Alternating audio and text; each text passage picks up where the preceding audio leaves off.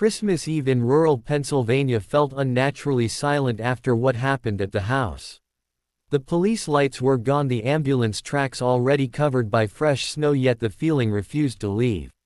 Ethan could still smell the pine from the Christmas tree mixed with something metallic that refused to fade from his nose.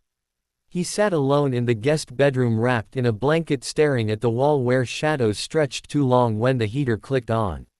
His mother was downstairs speaking quietly on the phone, repeating that it had to be shocked that children imagine things, that grief is strange things to the mind. But Ethan knew what he had seen. It had not been imagination. It had been watching him. Every sound in the house now felt intentional. The wooden beams creaked like footsteps. The heater hissed like a breath released just behind his ear. Even the Christmas lights outside flickered out of rhythm as if responding to something unseen. He tried to distract himself, scrolling aimlessly on his phone until the signal dropped completely. No bars. The Wi-Fi icon vanished. Only the time remained. 12:17 a.m. That was when the knocking started. Soft, slow, deliberate. Not on the front door. From inside the walls. Ethan froze. His fingers tightened around the phone. The knocking moved, left to right, like someone pacing between the studs. Tap, pause, tap, tap. He slid off the bed and pressed his ear to the wall. The sound stopped instantly. A moment of silence so heavy it made his ears ring. Then a whisper, low and broken, almost like wind pushing through a crack. Ethan could not understand the words at first. They dragged across the wall like nails. Then it became clearer. Not loud but close. So close it felt like it was inside his head. Open. Ethan backed away, shaking his head, whispering no over and over. The whisper followed him. Open. Suddenly the hallway light outside his room turned on. Bright and harsh, casting his shadow long across the carpet. He stepped into the hallway, heart racing. The house looked wrong. The Christmas decorations were still there but distorted. The garland drooped like it was heavy with moisture.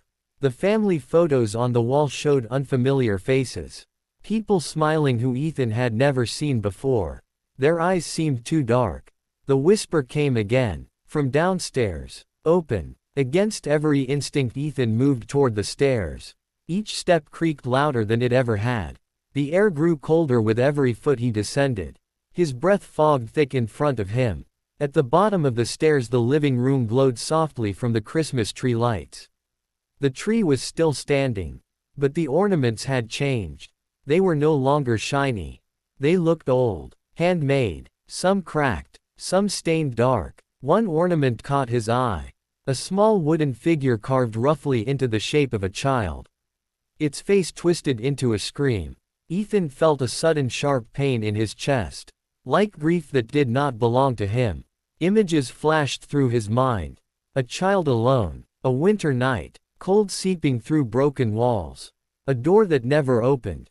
The whisper grew louder. Now layered. Multiple voices overlapping. All repeating the same word. Open. The front door handle slowly turned.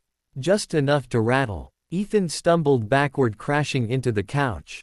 His heart slammed painfully. The door stopped moving. The house held its breath. Then footsteps. Outside. Crunching snow. Slow, deliberate circles around the house. Ethan screamed for his parents, but his voice came out weak and distant. As if the house swallowed the sound. The footsteps stopped directly outside the living room window. A shadow pressed against the frosted glass. Tall, too tall. Its outline bent unnaturally. A hand emerged on the glass. Not human. The fingers were too long, bending backward at the joints. The frost melted where it touched. The whisper came again, now clearly. From outside. Open. The Christmas tree lights flickered violently. The room plunged into darkness, then flashed back on. The shadow was inside, standing by the tree. Its shape shifted constantly, like it could not decide what it wanted to be. At times it looked like a man. Then like a child. Then something twisted and wrong. Its face was a blur of overlapping expressions. Fear, hunger, sorrow. Ethan collapsed to his knees, sobbing. Please stop, he begged. Please. The thing tilted its head. The voices softened. Sad now. Longing. It reached out. When its fingers brushed Ethan's forehead, a wave of memories poured into him. A family once lived here. Long before his. A child was left behind during a Christmas storm. Locked in accidentally. By the time they returned, it was too late. The child never left. Its grief soaked into the walls, into the wood, into the winter air, and every Christmas it tried to make someone open the door, to let it go. The thing withdrew suddenly. The lights went out completely. Ethan woke on the living room floor surrounded by his parents. Police officers hovered nearby. The front door stood wide open, letting snow blow inside. They said he had collapsed from stress. That the storm caused power surges. That old houses make noises. But as they led him out wrapped in blankets, Ethan looked back one last time. On the inside of the front door, carved deeply into the wood, were words no one else seemed to notice. "Thank you for opening." The snow began to fall harder. And somewhere behind them, very far away, a child was crying again. They said Ethan would forget. Doctors always say that about children after trauma. They said memory softens with time, that fear fades when routine returns. They were wrong. 3 days after Christmas, the family relocated to a rental outside Hartford, Connecticut. New walls, new silence, no decorations, no history. At least that is what they believed. Ethan slept with the lights on, the door locked, a chair wedged under the handle. Yet every night at exactly 12:17 a.m. he woke to the same pressure in his chest. Like someone sitting patiently on his ribs waiting. The first night he heard nothing. The second night he smelled pine. By the third night the whispers returned. Open, not loud, not desperate, polite, as if asking a favor. Ethan pulled the blanket over his head, whispering no until his throat burned. The whisper did not argue. It simply waited. In the morning his mother found frost on the inside of his bedroom window. Perfect handprints pressed from the outside. Impossible on the second floor. She blamed faulty insulation. She blamed winter. Ethan stopped speaking at school. When his teacher asked why he had drawn the same picture repeatedly. A door. A shadow. A child with no eyes. Ethan only shook his head. The counselor called it displaced fear. A way for the mind to cope. The fourth night the knocking returned. Not from the walls this time. From the front door. Tap, tap, tap. 3 slow knocks. Perfectly spaced. Ethan sat up. His heart slammed violently. The digital clock glowed. 12:17 a.m. The knocking came again. Then a voice. Soft. Familiar. Ethan. His mother stirred in the next room. Ethan wanted to scream. But the voice continued. You already opened once. You know how. Ethan pressed his hands over his ears. Tears streamed down his face. The voice never raised its volume. It never needed to. Open. The hallway light flicked on by itself, casting the same unnatural shadow stretching toward the front door. Ethan stepped out of bed against his will.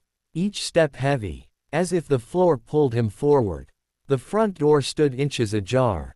Cold air bleeding inside, snow drifting across the welcome mat. Outside stood a small figure. A child, barefoot in the snow, wearing an old-fashioned coat too thin for winter. Its face was pale, its eyes black and empty. Its mouth curved into a hopeful smile. Ethan whispered, "Please go away." The child tilted its head. "I almost got out," it said. "But you closed the door again." The house temperature dropped instantly. Frost crept across the walls like veins. The lights flickered. The child stepped forward. Its feet never touched the floor. Behind it more shapes appeared in the darkness. Adults, children, dozens of them, all hollow, all waiting. They were not born in this house.